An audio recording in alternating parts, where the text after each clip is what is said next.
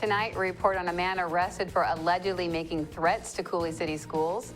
And a man heads to jail for letting his toddler climb onto a roof. Let's take a look at our Weather Center forecast. Good afternoon. We have multiple systems that are heading our way, bringing rain beginning this Friday afternoon all through the weekend. I'll let you know when we'll see rain across our Columbia Basin just ahead with your extended forecast. I'm Amber Jenks, and we have all this and much more on iFIBER 1 News. From the iFIBER 1 HD studio here in the heart of the Columbia Basin, this is iFIBER 1 News.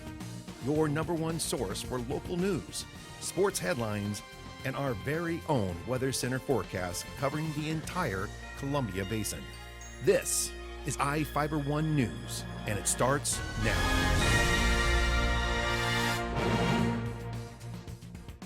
An Arizona man reportedly led police on a pursuit after making threats to open fire at a Coulee City school on Wednesday morning. Reporter Joe Utter has the details. Benjamin Van Tassel allegedly threatened to open fire at Coulee City schools and was arrested near Soap Lake on Wednesday morning. The 39-year-old Flagstaff, Arizona man was allegedly traveling from Spokane to Coulee City to carry out threats he made and told to Spokane-based television station KHQ. They reportedly called the Grant County Sheriff's Office to report the threat. Law enforcement tracked a cell phone they thought was being used by Van Tassel. The phone number reportedly belonged to Van Tassel in the past and was reassigned to a woman who is not associated with the suspect. They tracked the phone as it was reportedly traveling through Moses Lake and suspected to be heading toward Coulee City. School districts in Moses Lake, Ephrata, Soap Lake, and Wilson Creek went into lockdown to ensure the safety of students while the suspect was arrested. Coulee City schools were also closed for the day as a precaution. Van Tassel was reportedly spotted driving a black Nissan SUV and led police on a chase from Soap Lake to Wilson Creek and back. He was stopped by spike strips used to deflate his tires. After about a 20-minute standoff near Lakeview, he was arrested for unspecified charges. This is Joe Utter for iFIBER 1 News.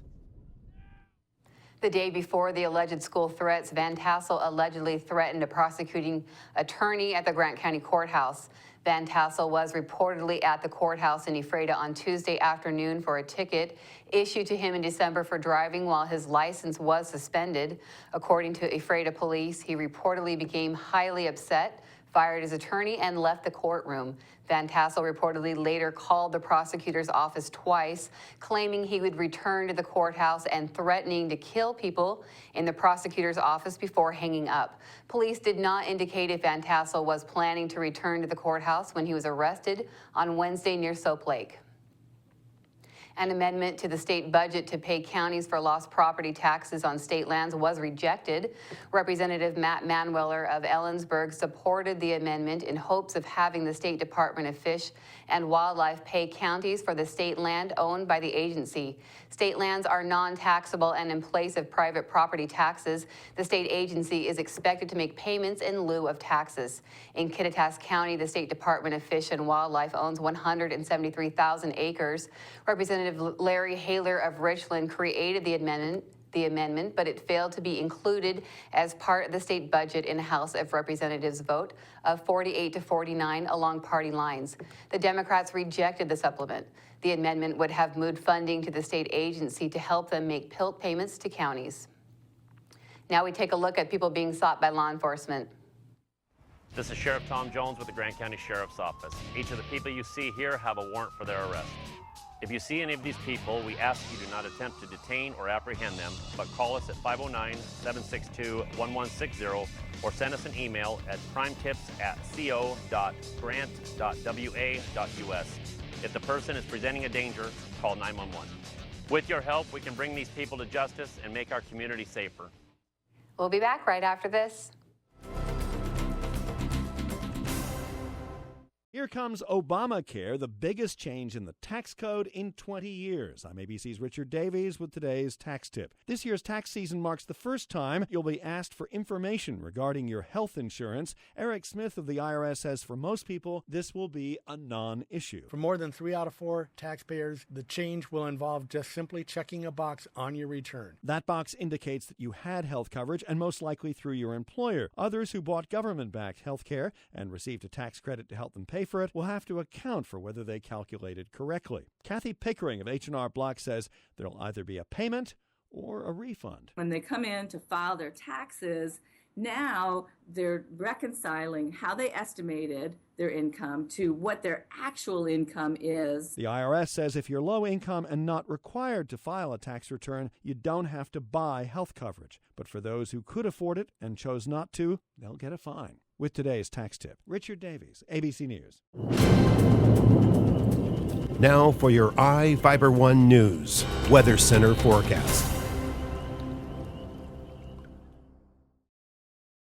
Welcome back, everyone. I'm Ana Cristina Sanchez with your local weather segment brought to you by Berry Motors, one great place to buy and service a car. We do have multiple systems that are heading our way that will bring an active weather pattern for this weekend and into the beginning of the next work week. We will see valley rain and high mountain snow. That will be the norm for this weekend, and windy conditions for the area, especially for us here within our Columbia Basin and surrounding counties on Sunday afternoon. Temperatures this morning right around the mid-30s. The average low is 29 for us here in Ephrata. High temperatures for us right around the mid-50s. The record high temperature was set back in 1994. The record high was 65, but for you in Moses Lake, close to tying that record high temperature set back in 1994 when the record high was 61.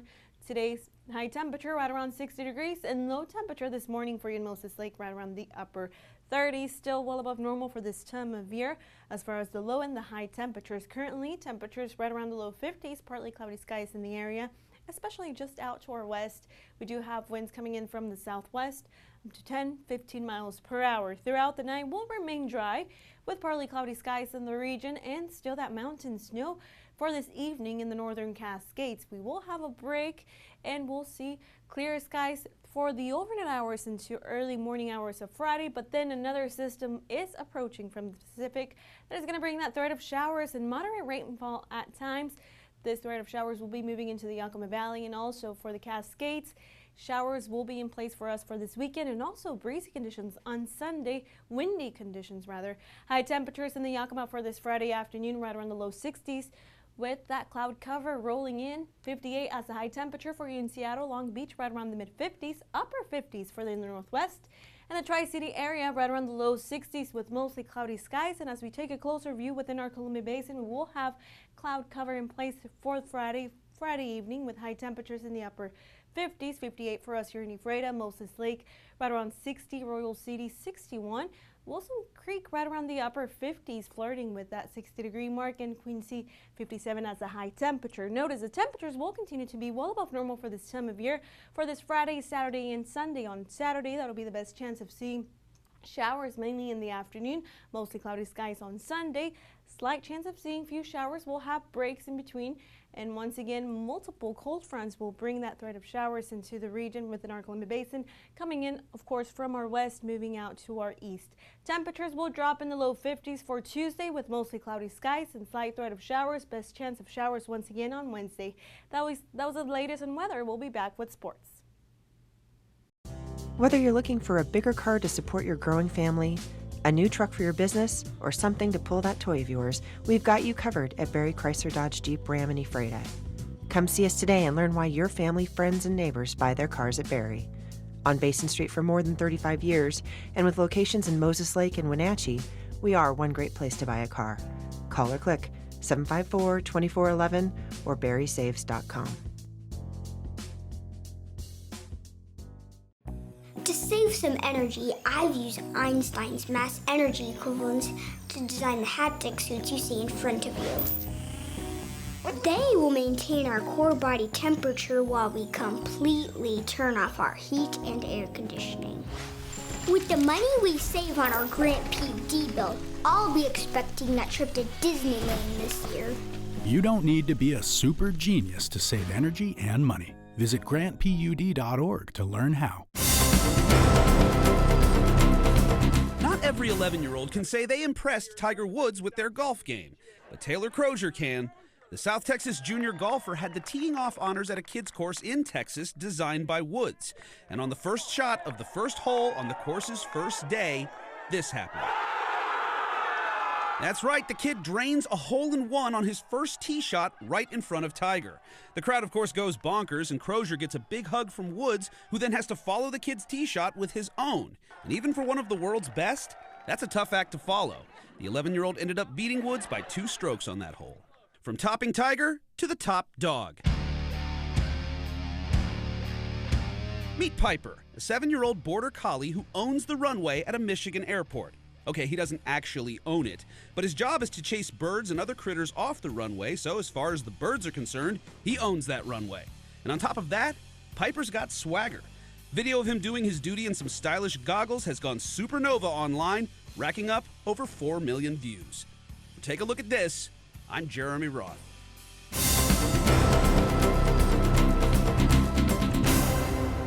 Well, one thing I knew from being a patient myself was that a dental office is a scary place to come to. And so we wanted everything possible to make sure that our office is a comfortable place for our patients to visit.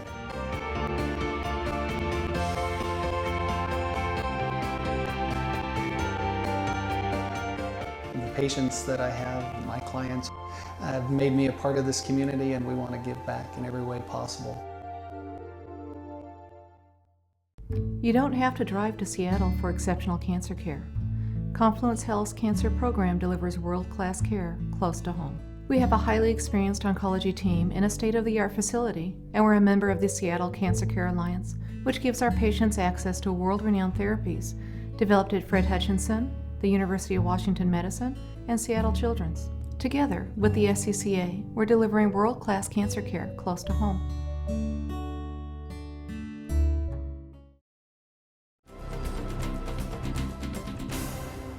Our spotlight story tonight is about a free presentation in Moses Lake on Wednesday featuring information on historic saloons in Central Washington. Reporter Devin Higgins was there and has the story.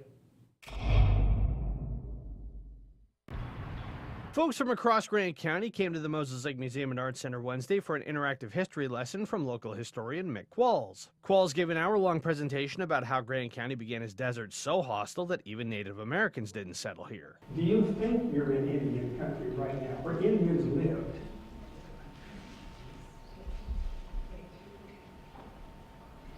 Anybody want to guess? No, this is not. Indians wouldn't live here. They're too smart for that. Right now, you're in a famous Indian tribe called Unoccupied. And why would that be? Because Indians weren't stupid. You couldn't live here. Most people would say, yes, everybody knows lots of Indians lived here. No, they lived along the rivers. They needed 3 things. They needed water, they needed firewood, and they needed something else, fish. It wasn't until the gold rush, the railroads and the dams were completed, that Central Washington became a place people could settle and prosper. The expansion of the frontier brought together people from all over the world, and while some went on to achieve fortunes, others used more nefarious means to make their money. Qualls said part of Ephrata's appeal was that it was isolated enough to be a haven for outlaws and bank robbers, and there's evidence to indicate one of the most famous outlaws of all time spent some days in the area. Now, the 7U Ranch, you guys, is for Frank Beasley right there at Ephrata.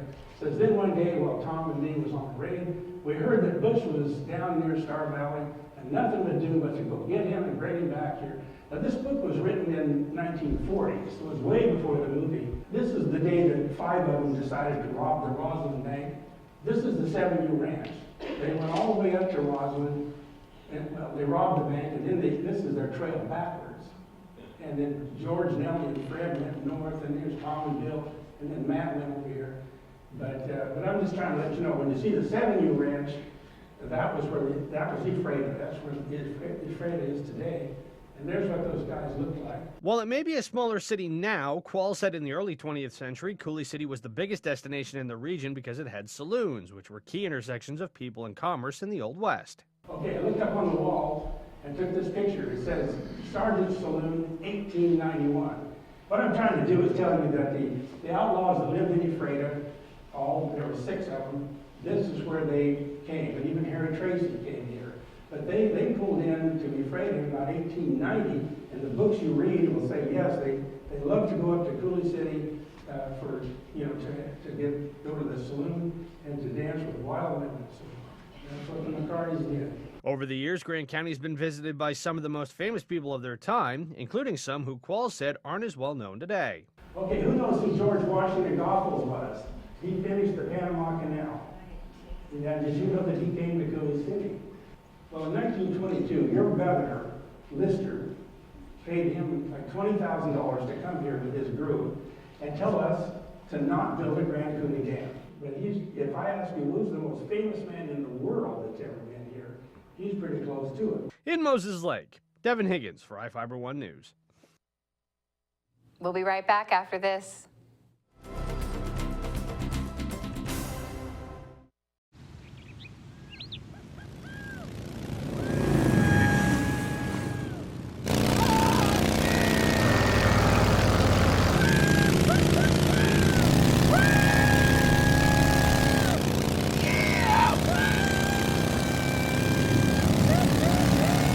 Experience speed like never before when you connect to Grant PUD's high-speed network.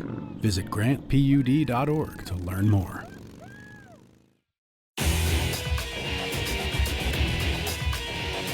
We are real students, and this really is our college.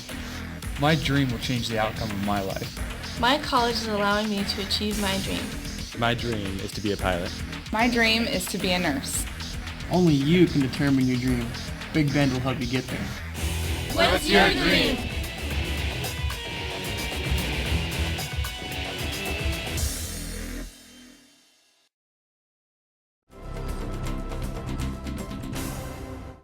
Welcome back.